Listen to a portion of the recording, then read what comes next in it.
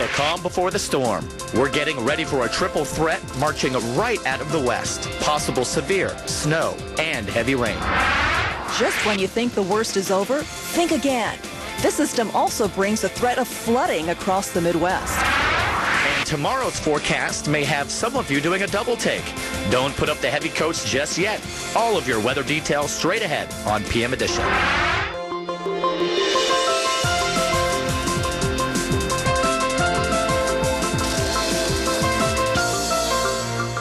Hello, everybody, and welcome to PM Edition. I'm Adam Berg. And I'm Cheryl Lemke, filling in for Christina Abernathy. Thank you so much for joining us on this very active Saturday.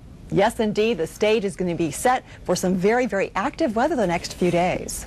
Yeah, you're not kidding here. So, it's the second weekend of spring now, but for many, it doesn't quite. We're tracking snow all over the place here, and we'll get to that story here.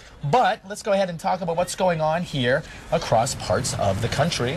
Getting to the radar, notice a few showers, a few thunderstorms across parts of the southeast. This is nothing like what we're going to be dealing with here. We think Sunday into Monday and beyond. And then we're also going to be tracking some more wet weather for the Northwest. And I tell you, it's already been a pretty wild season as far as snow goes. More snow in the forecast for some of us out there. We'll show you that here in just a second. That particular cell has gone severe. We'll try and get back to that if we have time here in a moment. First, so let's dive into parts of Georgia and Alabama. Showers and thunderstorms all day long here, mainly west of Atlanta. Atlanta back to Birmingham, kind of a wet ride there along Interstate 20. Most of these thunderstorms, though, have been below severe limits. Birmingham, though, through Atlanta, it certainly has been active today. How about Savannah? Most of the storms north of us here. Augusta beginning to see some showers and thunderstorms rolling in as well as we get prepared here for the big Masters tournament coming up shortly. And Nashville, a bit of a wet day as well. Still, though, one little batch of light to moderate rain that we have to deal with Nashville, then we may get a bit of a break this evening. Let's talk about that cell, though. A couple of cells here producing severe weather. This is Houston, northbound here. Maybe you're traveling Interstate 45, looking pretty rough here. Leon and Freestone County still looking at severe thunderstorm warnings with these cells. Watch out for large hail and that damaging wind threat. One last stop up towards the Midwest here, looking at the northern plains, upper Midwest. Here's Minnesota, North Dakota, South Dakota. Showers now, but snow on the backside. And this is just one system. We have that next big system that'll be coming out Sunday into Monday. So let's quickly now just show you the thunderstorm forecast as we go through the next 24 hours or so. Red shaded area. This is where we're most concerned. Large hail, damaging wind threat. And that's just Sunday. Monday, a lot of the very same areas looking for strong thunderstorms.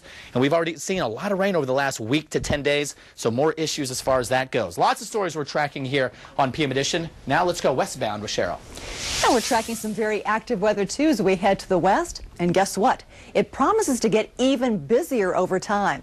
Right now, we are seeing some rain and some mountain snow spreading its way across the western states. And as we zoom in closer, we've got that wintry potpourri right now taking place over parts of Utah and Colorado. We do expect the snows to really get cranking by overnight tonight on into Sunday. In fact, we have heavy snow warnings and snow advisories out for the higher elevations here. And even for Denver, perhaps you're making plans to be heading back home after the Nuggets game tonight. Well, don't be surprised to see some rain, perhaps interspersed with some snow showers across your area. More sloppy weather, too, across the Pacific Northwest. And the snow levels are extremely low, all the way down to sea level. Now, Seattle did have a rain-snow mixture early on, but right now, cold rain for Seattle. Temperatures lower 40s. We have more sloppy weather, too, along Interstate 5. So really be careful out there. Perhaps you're going out to dinner tonight, going to the movies. It'll be a messy time across the entire Pacific Northwest. Let's go back. Let's check on what we can expect now for the next few days or so. A very complex weather pattern. In fact, a double-barreled area of low pressure. One low pressure system lifts to the upper Midwest. The more potent low pressure system starts to form and take shape here across the Rockies, and it really gets cranking on Sunday. It will be this complex system plowing out across the Midwest that will spell some major problems for this upcoming week. The system very, very dynamic, as we were mentioning. And as it lifts towards the east, it will be pulling in lots of low-level moisture from the Gulf of Mexico.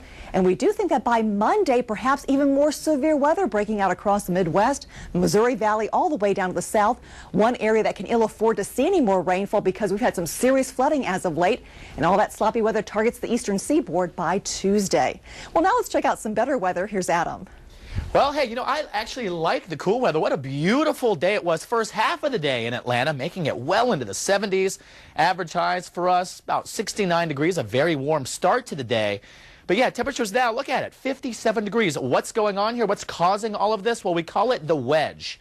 So let's go ahead and show you now the 24-hour temperature change, and it is certainly wedging in some cooler air. About 11 degrees cooler right now in Atlanta versus 24 hours ago. But look at some of these other spots. Columbia, Raleigh, Durham.